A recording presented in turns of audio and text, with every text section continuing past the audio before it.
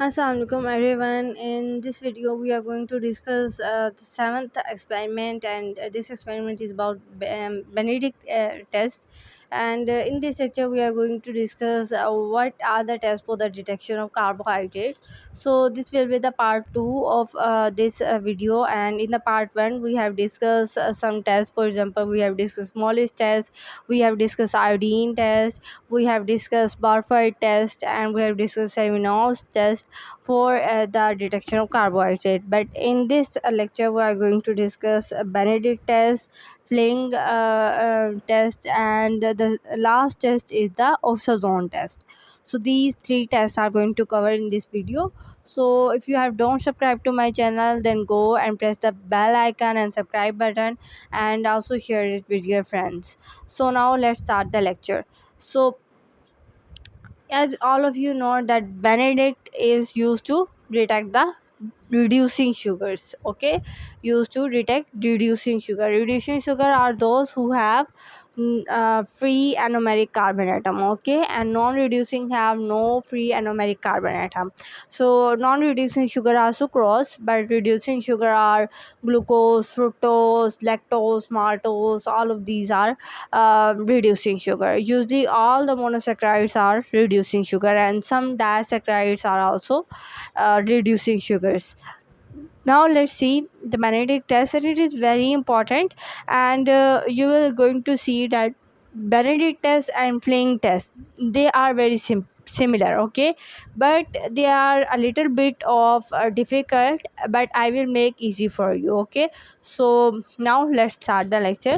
So in the theory of this test, it is going to show that it is a qualitative test and semi qualitative test for reducing sugars. So why they are using the word of qualitative and semi qualitative? This is very important. You have to focus on these words.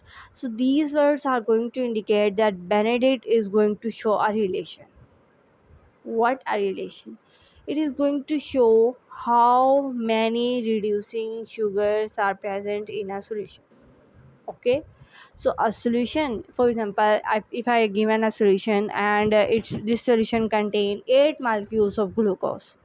Okay, and you don't know that it has 8 molecules, how you will predict it has 8 or 7? Okay, so Benedict test will give you a chance to count that. Benedict test allow you to count that it has 8 molecules of glucose. So this is the importance, and this is the qualitative test for the Benedict. So how the Benedict is more specific than the Fling agent. Okay, more useful.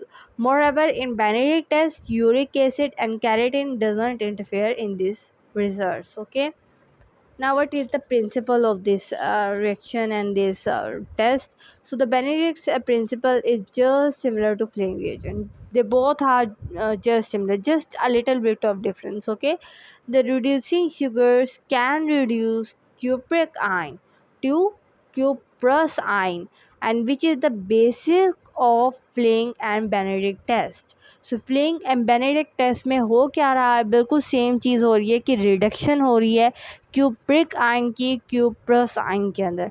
सो ये basic चीज़ थी कि cupric ion cupric hydroxide जो है वो आपका reduce होता है cupric oxide के अंदर. अब ये क्या चीज़ है? सबसे पहले आपके पास दिया गया है Kuiper sulphur, cupric sulphur, cupric hydroxide हमारे पास ये है. अब क्योंकि हमने ये क्यूप्रिक हाइड्रोक्साइड बनाना है तो सबसे पहले हमारे पास ये होता है.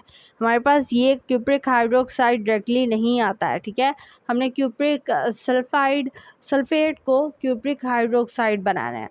तो हम क्या करेंगे? इसकी आयनाइजेशन करेंगे. क्यूप्रिक सल्फेट की आयनाइजेशन करेंगे तो क्या आयन्स बनेंगे? एक क्यूप्रिक आयन बनेगा और एक सल्फेट आयन बन जाएगा. अब ये जो क्यूप्रिक आयन है ये हाइड्रोक्साइड के मॉलिक्यूल से रिएक्ट करेगा और क्यूप्रिक हाइड्रो ऑक्साइड बनाएगा. ठीक है, अब ये चीज़ हमारे लिए मेन थी. ठीक है, हमारे लिए मेन चीज़ ये थी. अब इसके अंदर हम सोडियम नाइट्रेट डालेंगे. ठीक है, नाइट्रेट, सोडियम के साथ नाइट्रेट ग्रुप अटैच हुआ है. तो अब क्या होगा कि यहाँ पर इसी के साथ ये एक कम्प्लेक्स बना देगा, यानी ये दोनों मिलके एक कम्प्लेक्स बना देंगे, cupric hydroxide sodium nitrate complex. अब ये कम्प्लेक्स अगेन एक रिएक्शन में जाएगा और अब ये टूटेगा, ठीक है। टूटेगा किस तरह, ये हाइड्रोक्साइल ग्रुप दे देगा अपना सोडियम सिट्रेट, ठीक है। ये सोडियम सिट्रेट अलग हो गया, हाइड्रोक्साइल जो यहाँ से आया था वो भी अलग हो गया, मतलब हर चीज़ अलग हो रही है। ऑक्सीडाइजिंग शुगर अलग हो जाएगी, रिड्यूसिंग शुगर अलग हो जाएगी। सो इस तरह से ये रिड्यूसिंग शुगर्स को डिटेक्ट कर रहा है। अगेन फिर उसके बाद ये जो हाइड्रोक्साइल आयन है ये अगेन किसी एक और क्यूप्रिक आयन के साथ रिएक्ट करेगा और क्यूप्रिक हाइड्रोक्साइड बना देगा, ठीक है। अभी यहाँ पर आप देख सकते हो कि हाइड्रोक्साइड सिर्फ एक है, वहाँ पर हाइड्रोक्साइड दो थे। अब उसके बाद जाके जब ये जाएगा रिएक्शन के अंदर तो ये क्यूप्रिक ऑक्साइड बन जाएगा और ये ब्रिक रेड पीपीटी फॉर्म करता है और हमारे रिएक्शन को बताता है, ठीक है। सो ये था मेन प्रिंसिपल इस रिएक्शन का, ठीक है। अब जो हम नेक्स्ट स्टेप में जाएंगे वो हम लोग ने इस पेंसिल वर्क के स्टेप में जाना है जहाँ पर ये सारी इक्वेशंस लिखी हुई हैं। अब यहाँ पर सिंपल वही चीज़ लिखी हुई है कि हमने क्यूप्रिक सल्फेट यूज़ किया, ये वाला क्यूप्रिक सल्फेट, ठीक है। इसके अंदर sodium carbonate plus sodium citrate डाला, हमने ये वाला सिट्रेट डाला था, ठीक है। सोडियम कार्बोनेट वो कह रहे हैं हमने डाला है क्योंकि कार्बोनेट के लिए हमें ये OH जो है OH को डालने के लिए हमने सोडियम कार्बोनेट डाला क्योंकि ये सोर्स हो जाता है सोडियम कार्बोनेट का, ठीक है। तो जब हमने इन तीन चीज़ों को मिक्स किया तो हमारे पास बेनेडिक्ट रिएजेंट बना जिसको हमने कहा क्यूप्रिक सिट्रेट कम्प्लेक्स, ये वाला कम्प्लेक्स, ठीक है। ये हमारा बेनेडिक्ट रिएजेंट है। अब इस रिएजेंट ने जाके आगे शुगर से रिएक्ट करना है। अब शुगर में आपको पता है अल्डिहाइडिक ग्रुप भी होता है और कीटोनिक ग्रुप भी होता है, तो हम यहाँ पर सिर्फ एक अल्डिहाइडिक ग्रुप से हम अपने रिड्यूसिंग शुगर को रिप्रेजेंट कर रहे हैं, ठीक है। लेकिन कभी भी एक अल्डिहाइडिक ग्रुप शुगर नहीं होता है, बट हम यहाँ पर अपनी कम्प्लेक्सिटी को कम करने के लिए रिएक्शन को स्मूथ और इजी करने के लिए हमने यहाँ पर अल्डिहाइडिक ग्रुप से अटैच किया और बस हम शो कर रहे हैं कि ये एनोमेरिक कार्बन है, ठीक है। आपको पता है जब ग्लूकोज हम लेते हैं तो सबसे पहला जो ग्रुप अटैच होता है ग्लूकोज के स्ट्रक्चर में वो एल्डिहाइड। आप सपोज यहाँ पर कर सकते हैं कि यहाँ ग्लूकोज है, ठीक है। तो ग्लूकोज का एनोमेरिक जो फर्स्ट कार्बन होगा वो यही एल्डिहाइडिक कार्बन होगा। अब होगा सिंपली क्या, जब आप ये सिट्रेट कम्प्लेक्स को ऐड करोगे इस एल्डिहाइड में या ग्लूकोज के अंदर तो क्या होगा, यहाँ पर आपका OH अटैच होगा, मतलब कार्बोक्सिलिक एसिड बन जाएगा और क्यूप्रिक ऑक्साइड रिलीज़ हो जाएगा। हमारा मकसद यही था कि हमने यही क्यूप्रिक ऑक्साइड को रिलीज़ करवाना है। ब्रिक रेड कलर का एक पीपीटी बनेगा इस क्यूप्रिक ऑक्साइड के रिलीज़ होने की वजह से। सो ये था मेन प्रिंसिपल आपके बेनेडिक्ट टेस्ट का। सो आई होप कि आप लोगों को ये चीज़ समझ में आ गई होगी। अब नेक्स्ट पेज पे हम लोग चलते हैं। अच्छा, इस पेज में हम लोगों ने सारा यही लिखा हुआ कि बेनेडिक्ट रिएजेंट प्रिपेयर कैसे हुआ है, ठीक है। सो इस पूरे पैराग्राफ को मैं इस एक डायग्राम से आपको समझाऊंगी, ठीक है, ताकि आपके लिए भी समझना आसान हो और मेरे लिए भी आपको समझाना आसान हो, ठीक है। तो इस पूरे पैराग्राफ में यही चीज़ें लिखी हुई है जो मैं आपको इस डायग्राम से समझाने वाली हूँ। सो सिंपल करके हम समझेंगे। सो अब आप लोग देख सकते हो कि मैंने 2 बीकर यहाँ पर लिए हैं और दोनों बीकर में मैं एक अलग अलग सोल्यूशन बना रही हूँ। जब वो दोनों सोल्यूशन बन जाएंगे उसके बाद मैं इन दोनों को उठाऊंगी और एक इस कोनिकल फ्लास्क के अंदर डाल दूंगी, ठीक है। समझ आ गई, ये था मेन कॉन्सेप्ट। अब हम कौन से 2 सोल्यूशन बनाएंगे इन दोनों के अंदर, सबसे पहले हम इसको देख लेते हैं। हमने इसके अंदर क्यूप्रिक सल्फेट डालना है, वही वाला सल्फेट जो मैं पीछे दिखा के आई हूँ CuSO4। हमने उसको 17.5 ग्राम उसके डाल देने हैं इस बीकर के अंदर और साथ हमारे पास इसी बीकर के अंदर 100 ml डिस्टिल्ड वाटर होगा, उसको आपने शेक कर लेना है, ठीक है। अब ये जो दूसरा बीकर है इसको हम बीकर A का नाम दे रहे हैं, इसको हम बीकर B का नाम दे रहे हैं।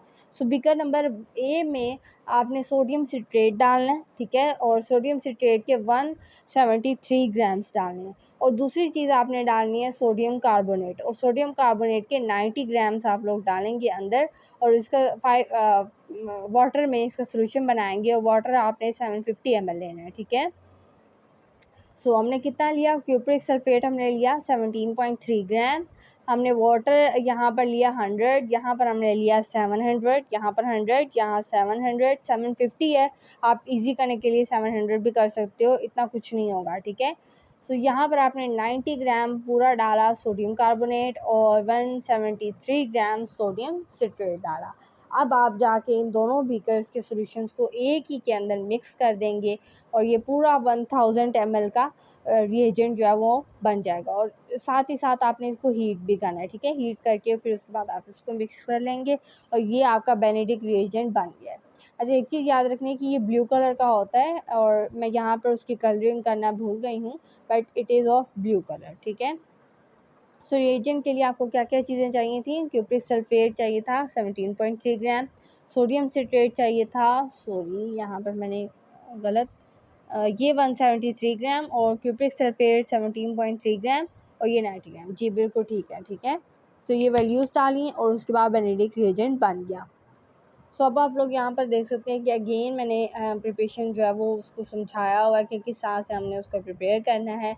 तो ये चीज़ आप लोग देख लेंगे। देन उसके बाद मैंने आपको प्रोसीजर लिखा है और उसके बाद डिफरेंट टेस्ट ट्यूब्स का जो है वो ड्रॉ किया है, ठीक है। सो प्रोसीजर देख लेते हैं कि सबसे पहले आपने 5 ml रिएजेंट डालना है। अच्छा, ये चीज़ अब बहुत वियर्ड आ जाती है इसके अंदर कि पहले हम लोग क्या कर रहे थे कि सोल्यूशन ज़्यादा ले रहे थे कार्बोहाइड्रेट का और उसके अंदर रिएजेंट के बस 1-2 ड्रॉप्स डाल रहे थे। But in this Benedict reagent, you have to learn that you will take 5 ml of Benedict reagent. आप reagent ज़्यादा ले रहे हैं और जो आपने सैंपल डालना है अपने कार्बोहाइड्रेट का वो उसके बस सिर्फ आपने 8 ड्रॉप डालना है। तो यहाँ पर उल्टा हो गया, ठीक है। अब आप लोग यहाँ देख सकते हैं कि मेरे पास ABCDEF ये टेस्ट ट्यूब थी, ठीक है। 6 टेस्ट ट्यूब थी और 6 के 6 में मैंने ये बेनेडिक्ट रिएजेंट डाला। ये ब्लू कलर का बेनेडिक्ट रिएजेंट है, ठीक है। अब उसके बाद आप लोगों ने क्या करना है, पाइपेट के ज़रिए से आप इसके अंदर ड्रॉप बाय ड्रॉप डाल रहे हैं अपना सैंपल, ठीक है। इसके अंदर अलग सैंपल है, ठीक है। फॉर एग्जांपल इसके अंदर मैं ग्लूकोज डाल रही हूँ, इसके अंदर फ्रुक्टोज डाल रही हूँ, इसके अंदर स्टार्च है, इसके अंदर कोई और शुगर है, इसके अंदर कोई और, इसके अंदर डेक्स्ट्रिन है। सो इस तरह मैंने हर टेस्ट ट्यूब के अंदर एक अलग शुगर डाल दी है, ठीक है। और फिर उसके बाद मैं उनको बॉईल करूँगी इन सारी टेस्ट ट्यूब्स को, ठीक है। 2 मिनट के लिए बॉईल करूँगी और 2 मिनट बॉईल करने के बाद मेरे पास रिज़ल्ट ये आया। हर टेस्ट ट्यूब का आप कलर देख सकते हैं डिफरेंट है। यहाँ पर लाइट ग्रीन है, यहाँ डार्क ग्रीन, यहाँ येलो आ गया, यहाँ ऑरेंज कलर है, यहाँ रेड कलर है और यहाँ पर डार्क रेड कलर आ जाता है। सो यहाँ पर देख सकते हो कि आपके हर शुगर का डिफरेंट कलर आया और डिफरेंट क्यों आया है, ठीक है। ये असल रीज़न है। देखिए, अगर ये सब कलर शो कर रही हैं इसका मतलब ये है कि ये सब शुगर जो है ये रिड्यूसिंग शुगर है, ठीक है। अगर ये रिड्यूसिंग शुगर ना होती तो क्या वो कलर चेंज करता? नहीं करता, ठीक है। इट्स मीन कि ये सब रिड्यूसिंग शुगर है। बट मसला ये आ रहा है कि ये इनका कलर क्यों चेंज हुआ और हमें कैसे पता लगेगा कि कौन सी क्यों है। सो हुआ ये है कि ये डिपेंड करता है कि रिड्यूसिंग शुगर की कंसनट्रेशन कितनी है। फॉर एग्जांपल अगर मैं इस टेस्ट ट्यूब की बात करूं जिसमें बिल्कुल लाइट ग्रीन कलर अपेयर हुआ है, तो यहाँ पर रिड्यूसिंग शुगर का जो कार्बोहाइड्रेट्स थे या शुगर थे वो बिल्कुल ट्रेस अमाउंट में थे। ट्रेस अमाउंट का मतलब होता है बिल्कुल थोड़ी सी। सो क्योंकि वो बिल्कुल थोड़ा था इसलिए कलर भी देखें आप लाइट सा आया है। अब यहाँ पर परसेंटेज बढ़ गई है, 0.5 हो गया है तो कलर भी देखें डार्क होता जा रहा है। यहाँ पर 1% हो गया तो कलर डार्क हो गया, येलो हो गया। फिर 1 से और ज़्यादा बढ़ गया, 1.5 पे मैं लेगी कंसंट्रेशन तो ऑरेंज कलर हो गया। कलर देख सकते हैं। सो यही तो मैंने आपको पहले समझाया था कि बेनेडिक्ट रिएजेंट का रिलेशन है एक क्वांटिटेटिव है, क्योंकि ये क्वालिटेटिव आपको टेस्ट दे रही है, ये क्वांटिटेटिव टेस्ट दे रही है आपको और ये बता रही है क्वांटिटी कितनी है आपके शुगर के कितने मॉलिक्यूल्स हैं। जितनी आपकी परसेंटेज एक शुगर की बढ़ती जाएगी कलर उतना ही डार्क होता जाएगा, ठीक है। यहाँ देख सकते हो कलर लाइट से डार्क की तरफ जा रहा है। कंसंट्रेशन बढ़ाते जाओगे, ठीक है। चाहे आप 0.5 भी कंसंट्रेशन बढ़ाओ बट आप बढ़ा रहे हो, ठीक है। अगर आपके पहले 7 ग्लूकोज के मालिक्यूल थे, अगले में आपके 8 मालिक्यूल्स हैं तो कलर चेंज हो जाएगा, ठीक है। सो इस तरह से कलर चेंज होता रहेगा और हमें पता लग जाएगा कि हमारा जो शुगर्स हैं वो ज़्यादा किस में है और शुगर कम किस में है। और कलर के चेंज होने की वजह से हमें ये भी पता लग जाएगा कि ये हमारे पास रिड्यूसिंग शुगर आ जाता है, ठीक है। सो ये सब चीज़ें इसके अंदर लिखी हुई हैं। अच्छा, यहाँ पर एक टेबल लिखा हुआ है और जिसमें लिखा हुआ है कि कलर किस तरह का आ रहा है और उसके अंदर परसेंटेज कितनी है। अगर लाइट ग्रीन है तो ट्रेस परसेंटेज आती है, अगर डार्क ग्रीन है तो 0.5% या इससे ज़्यादा भी हो सकता है। येलो में 1%, इसमें 1.5%, फिर 2% और 2% से ज़्यादा। सो आप देख सकते हो कि ग्रेजुअली कलर इंक्रीज के साथ साथ जो कंसंट्रेशन है आपकी शुगर की वो भी बढ़ती जा रही है। यहाँ पर मैंने लिखा है concentration of aldehyde group, but आपको पता है कि यहाँ पर मैं एल्डिहाइड ग्रुप को एज अ शुगर रिप्रेजेंट कर रही हूँ, ठीक है। सो ये आपने परेशान नहीं हो जाना कि क्यों एल्डिहाइड ग्रुप रखा, ठीक है। सो ये मैंने एक आपको हिंट देने के लिए रखा है कि जिस तरह एक ग्लूकोज होता है उसके अंदर जो एरोमेटिक कार्बन होता है वो एल्डिहाइड होता है, क्योंकि एक्चुअली जो ग्लूकोज का एल्डिहाइडिक कार्बन है वही इन्वॉल्व हो रहा है इसके रिएक्शन में। आपने देखा पीछे कि वही कार्बोक्सिलिक एसिड में कन्वर्ट हो रहा है और क्यूप्रिक ऑक्साइड बना रहा है। सो क्योंकि यही रिएक्शन में टेक प्लेस कर रहा है इसलिए हमने इसी को रिप्रेजेंट किया है, ठीक है। अब आप देख सकते हैं यहाँ पे कुछ फॉल्सिफाई रख लिए कि मतलब फॉल्स पॉजिटिव टेस्ट कब अपीयर होगा, जब आपके पास नॉन कार्बोहाइड्रेट रिड्यूसिंग एजेंट्स जो हैं, क्योंकि जैसे एब्जॉर्बिक एसिड है विटामिन सी, उसका एंड प्रोडक्ट और कुछ ड्रग है जैसे एस्पिरिन, वो आपके पास फॉल पॉजिटिव टेस्ट जो है देखते हैं। ये ड्रॉबैक है एक किस्म का इस रिजल्ट का, इस बेनेडिक्ट टेस्ट का, ठीक है। अगर हम इसकी क्लिनिकल एप्लीकेशन देख लेते हैं तो ये बहुत ज़्यादा क्लिनिकल है, क्योंकि ये डिटेक्ट करता है कि आपके यूरिन में कितना ग्लूकोज आ रहा है, ठीक है। क्योंकि जो डायबिटीज़ के पेशेंट्स होते हैं उनके यूरिन में ग्लूकोज आ रहा होता है। सो अगर हमने किसी पेशेंट को देखना है कि ये डायबिटीज़ का पेशेंट है भी सही या नहीं, या इसको डायबिटीज़ की है डिजीज़ या नहीं, तो हम यही करते हैं कि हम उसकी यूरिन के सैंपल में देखते हैं बेनेडिक्ट टेस्ट के ज़रिए से कि क्या इसके अंदर ग्लूकोज है या नहीं है। सो ये इसलिए बहुत इंपॉर्टेंट है। सेकंड थिंग ये है कि ये स्क्रीन करता है हाइपरग्लाइसीमिया को। ज़ाहिर बात है कि अगर आपके ब्लड में ग्लूकोज का लेवल कितना है, ठीक है। अगर आपकी एक नॉर्मल वैल्यू से ज़्यादा हो जाता है ग्लूकोज का लेवल तो उसको हम हाइपर ग्लाइसीमिया कहते हैं। सो ये इस चीज़ को भी डिटेक्ट करने में मदद देता है, क्योंकि आपको पता है कि जब भी कोई चीज़ ज़्यादा होती है कम होती है तो कोई ना कोई डिज़ीज़ उसकी वजह से होती है। तो हमने अगर किसी डिज़ीज़ को डायग्नोस करना है तो उसमें ये बहुत ज़्यादा हेल्प करता है। इंपॉर्टेंट पॉइंट्स कुछ ये हैं कि after 2% we can not eliminate the amount of reducing sugar. So एक चीज़ ये आ जाती है कि ये 2% से ज़्यादा डिटेक्ट नहीं कर सकता, ठीक है।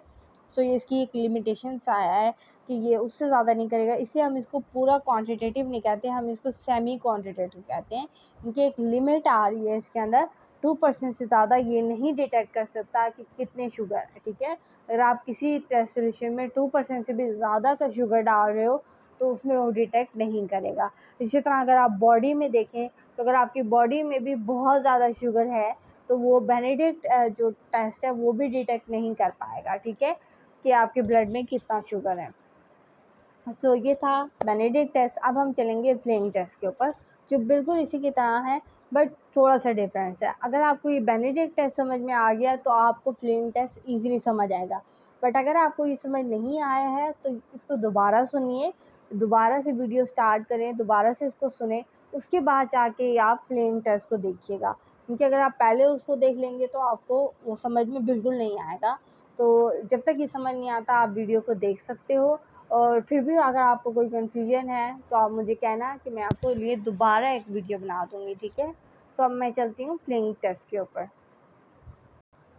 सो यहाँ पे हमारे पास फ्लिंग सोल्यूशन जो है वो आ चुका है, और इसका कलर जो है वो थोड़ा सा डिफरेंट है हमारे पिछले वाले टेस्ट से। इसका कलर डीप ब्लू कलर है, ठीक है, ब्लू ही है, थोड़ा सा डार्क कलर होगा इसका। और ये भी वही एल्डिहाइडिक शुगर और रिड्यूसिंग शुगर को ही डिटेक्ट कर रहा है, थोड़ा सा डिफरेंस आ जाता है, ठीक है। सो यहाँ पर भी वही चीज़ हो रही है कि आप यहाँ पर डिटेक्ट कर रहे हो ऑक्सीडेशन से, आप मेटल की ऑक्सीडेशन करवा रहे हो, वही आप कर रहे हो रिड्यूसिंग शुगर जो है वो रिड्यूस करेंगे क्यूप्रिक ऑक्साइड को क्यूप्रिक एसिड में। सो यहाँ पर आपका रिड्यूसिंग एजेंट ये शुगर बन जाती है, क्योंकि वो रिड्यूस करवा रहा है। और जो आपकी ये मेटल है कॉपर एक मेटल है वो ऑक्सीडाइज हो रहा है, ठीक है। यहाँ पर आपका शुगर रिड्यूसिंग एजेंट बन गया है एक किस्म का, ठीक है।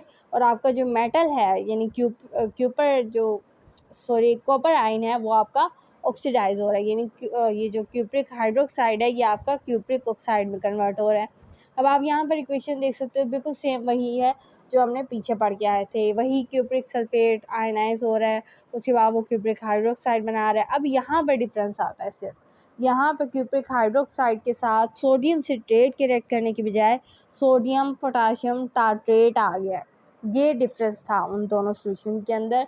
और जब इसका कॉम्प्लेक्स बनेगा तो वैसे ही बनेगा cupric hydroxide plus sodium potassium tartrate complex, ठीक है। वहाँ पर क्या बना था, sodium cupric hydroxide sodium citrate complex, ठीक है। और उसके बाद हमने जाके उसको फर्दर रिएक्ट करवाया था और हमने उसकी देखे थे कि वो किस तरह से डीआयोनाइज हो रहा है। और उसके बाद हमने कॉपर के अंदर OH आयन डाला था, क्यूप्रिक ऑक्साइड बना था और ब्रिक रेड क्यूप्रिक ऑक्साइड के बन गया था। सो ये था हमारे इस सोल्यूशन का। अच्छा, इसमें कम्प्लेक्स जो है वो डिसोसिएट भी करेगा, ठीक है। मैंने वहाँ पर लिख दिया था उसकी डिसोसिएशन की इक्वेशन, यहाँ पर मैंने मेंशन नहीं की है। तो यहाँ पे ये जब डिसोसिएशन करेगा और इसके लिए हमें अल्कलाइन मीडियम बहुत सूटेबल होता है, तो हम इसके लिए पोटाशियम हाइड्रोक्साइड या हम सोडियम हाइड्रोक्साइड भी इस सोल्यूशन में यूज़ कर सकते हैं, क्योंकि इसको बेसिक मीडियम चाहिए। यहाँ पर आप देखें जनरल रिएक्शन में तो बिल्कुल सेम वही आ जाता है, क्यूप्रिक सल्फेट ऐड कर रहे हैं। अच्छा, वहाँ पर हमने यहाँ पर क्या ऐड किया था, सोडियम कार्बोनेट ऐड किया था। अब लेकिन यहाँ पर हम लोग सोडियम हाइड्रोक्साइड क्योंकि बेसिक है तो हम वो ऐड कर रहे हैं, इसके साथ सोडियम पोटाशियम टार्ट्रेट ऐड कर रहे हैं। तो अब हमारे पास ये फ्लिंग रिएजेंट बना जिसको हम कह रहे हैं बिस टेट्रोटो क्यूप्रिक 2 कॉम्प्लेक्स, ठीक है। अब उसके बाद यही होगा कि ये जो क्यूप्रिक आयनाइड डाइड टार्ट्रेट कम्प्लेक्स भी आप इसको कह सकते हो, वो वही एल्डिहाइड के साथ जो है वो रिएक्ट करेगा और कार्बोक्सिलिक एसिड और रेड पीपीटी क्यूप्रिक ऑक्साइड का बन जाएगा, ठीक है। अच्छा, यहाँ पे मैंने गलती कर दिया कि मैंने एल्डिहाइड को कीटोनिक ग्रुप में कन्वर्ट कर दिया, बट आप लोगों ने इसको इस गलती को ठीक कर लेना है, ठीक है। सो नेक्स्ट चलते हैं। अच्छा जी, यहाँ पर आप लोग देख सकते हो कि यहाँ पर समरी की गई है रिएक्शन की कि आपने शुगर को अल्कली मीडियम यानी NaOH में डाला और इनेयर डायोल बना लिया, मतलब अल्कोहल उसके अंदर ऐड कर दिया। उसके बाद आपने उसको क्यूपर आयन से रिएक्ट करवाया और क्यूप्रिक आयन बना दिया और क्यूप्रिक आयन को हाइड्रोक्साइड के साथ रिएक्ट करवा के और ये हमारे पास रिजल्ट आ गया। अब हमने बनाना है ये फ्लेइंग रिएजेंट को, ठीक है। अब जिस तरह हमने पिछला रिएजेंट बनाया था इससे थोड़ा सा डिफरेंट है इसका भी, बट सिमिलर ही है। वहाँ पर भी हमने ऐसे किया था कि 2 बीकर में सॉल्यूशन बनाया था, ठीक है। यहाँ पर भी हम ऐसे ही बना रहे हैं, जस्ट थोड़ा सा डिफरेंस है कि यहाँ पर हम क्यूप्रिक सल्फेट का सॉल्यूशन एक टेस्ट ट्यूब में बना रहे हैं और सोडियम पोटाशियम टार्ट्रेट का एक टेस्ट ट्यूब में बना रहे हैं, ठीक है। और फिर हम इसको आपस में मिक्स करेंगे।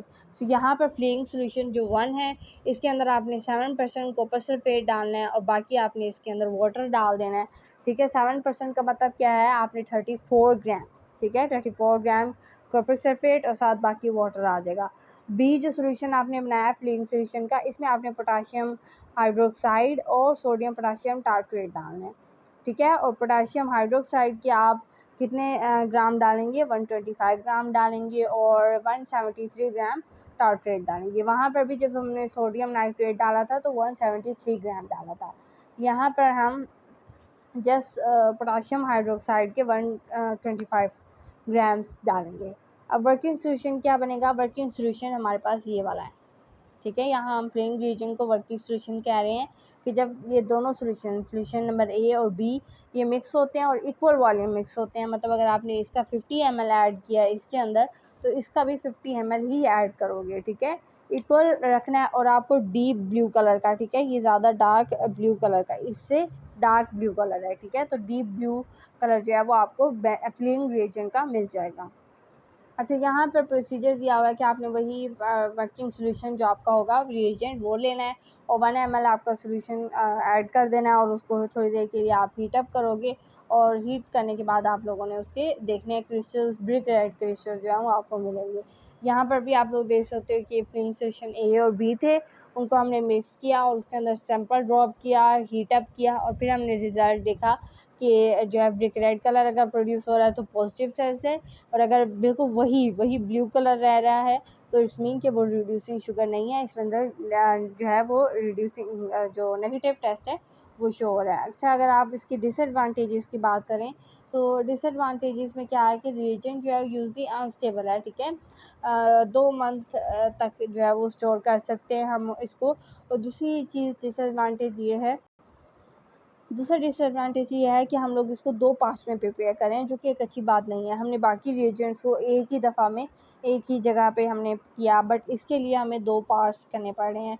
तीसरी चीज़ ये है कि हमें इसके लिए स्ट्रॉन्ग अल्कली चाहिए और ऑटो रिडक्सेशन है प्रोसेस इसका। और आखिरी जो ड्रॉबैक है इसका वो ये चीज़ है कि हम इसको रिप्लेस नहीं कर सकते, मतलब इससे ज़्यादा अच्छा हमारे पास बेनेडिक्ट टेस्ट आ जाता है, क्योंकि ये बहुत ज़्यादा सेंसिटिव है और इसमें ज़्यादातर क्वांटिटी भी नहीं पता लग रही है, मतलब हमें थोड़ी सी क्वांटिटी पता लगती है रिड्यूसिंग शुगर की, जबकि बेनेडिक्ट जो टेस्ट है वो हमें ज़्यादा मतलब 2% तक वो बता रहा होता है कि शुगर है या नहीं है, ठीक है। बट जो फ्लिंग है ये हमें नहीं बता पाता, सो इससे फ्लिंग से ज़्यादा अच्छा हमारे पास बेनेडिक्ट है, और ये मैंने आपको पहले भी बताया था कि बेनेडिक्ट ज़्यादा अच्छा है फ्लिंग से। तो यही रीज़न है जिसकी वजह से वो ज़्यादा अच्छा है। लास्ट ये हमारे पास एक्सपेरिमेंट आ जाता है जिसमें कार्बोहाइड्रेट को डिटेक्ट कर रहे हैं हम ओसोजोन से। अच्छा, ओसोजोन की एक ख़ासियत ये है कि ये तकरीबन हर तरह के शुगर को ही सेपरेट कर रहा है, ठीक है। चाहे वो आपकी रिड्यूसिंग शुगर हो, चाहे वो आपके रिड्यूसिंग डायसैकेराइड हो, चाहे वो आपके मोनोसैकेराइड हो, तकरीबन ये सारे ही हो जाते हैं। तो ये उन सबको जो है वो आपस में सेपरेट कर रहा है, इसलिए हम इसको कहते हैं ओसोजोन फॉर्मेशन टेस्ट। सो यहाँ पर शुगर जो है वो उसके अंदर कार्बोहाइड्रेट और अल्कोहलिक ग्रुप होना चाहिए, और जब वो शुगर रिएक्ट करेगा ओसोजोन के साथ, और ओसोजोन के साथ कैसे रिएक्ट करेगा, फिनाइल हाइड्रोजीन के ज़रिए रिएक्ट करेगा। और जब आपका रिड्यूसिंग कोई भी कार्बोहाइड्रेट फिनाइल हाइड्रोजीन के साथ रिएक्ट करेगा 100 डिग्री के ऊपर, तो आपके एक सीरीज़ ऑफ रिएक्शन होंगे और आपको इस तरह के रिजल्ट्स मिलेंगे, ठीक है। हर का क्रिस्टल की शेप अलग होगी।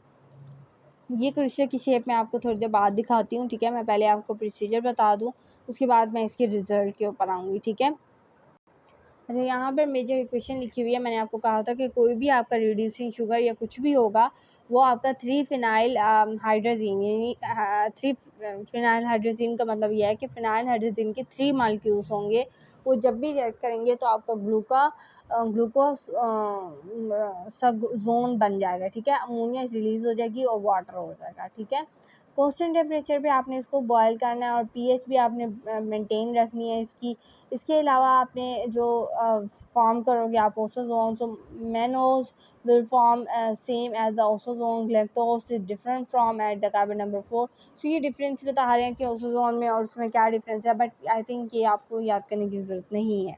अगर आप सिंपल इस टेबल को देखें तो आपको इस चीज़ से भी अंदाज़ा हो रहा है कि जब ग्लूकोज जब जा रहा है ओसोजोन के कंपाउंड में कन्वर्ट होने, और जब फिनाइल हाइड्रोजन से ये रिएक्ट करेगा तो ये हमारे पास क्या बना रहा है, ग्लूकोसा जोन बना रहा है। मैनोस इस तरह रिएक्ट कर रहा है तो मैनोसा जोन बना, मतलब हर के एंड में आपने जोन लगाना है, mannosazone, fructosazone, galactosazone, mannosazone, lactosazone, मतलब इस तरह से आपने सब के एंड में सोजा ऑन लगा देना है, ठीक है।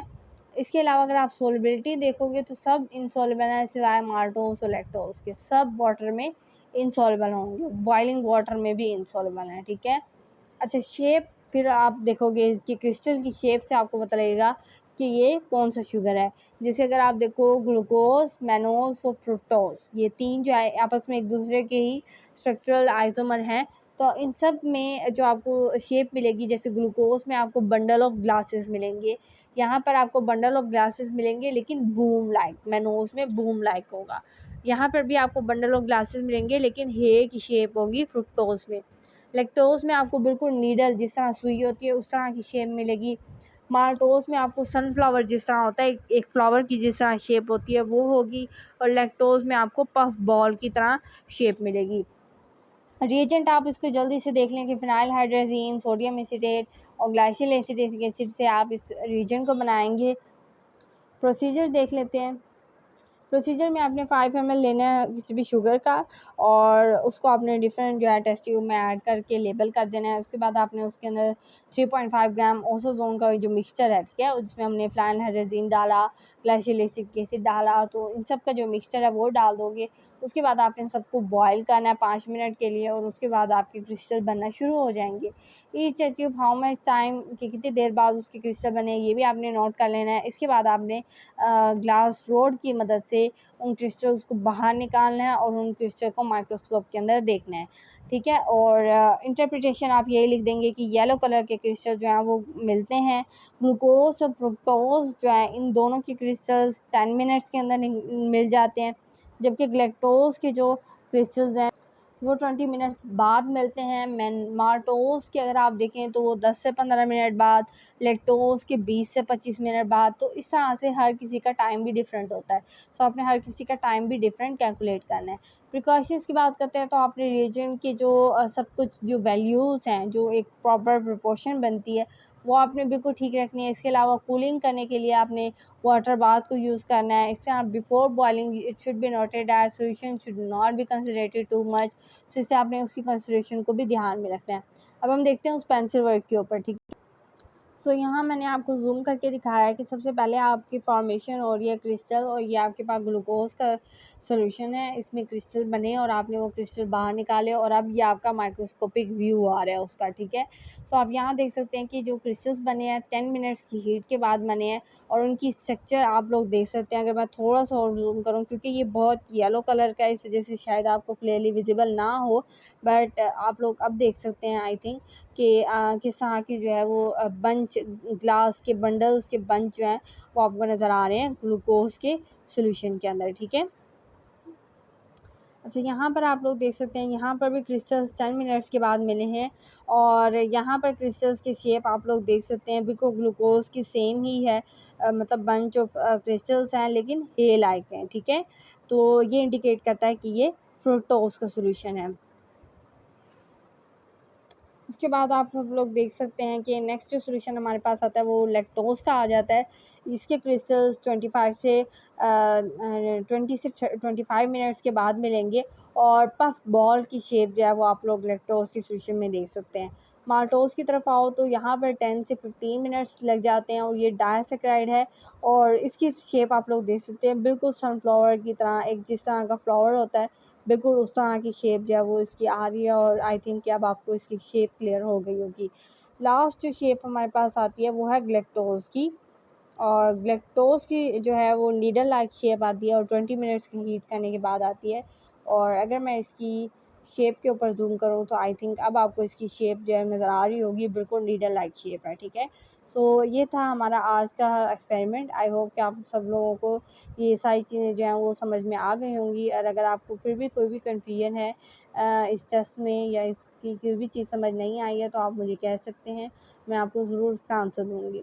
So thank you so much for viewing this video till the last end, and thank you so much for subscribing this channel, and take care of yourself, and meet you soon in the next lecture. Till up, Allah Hafiz.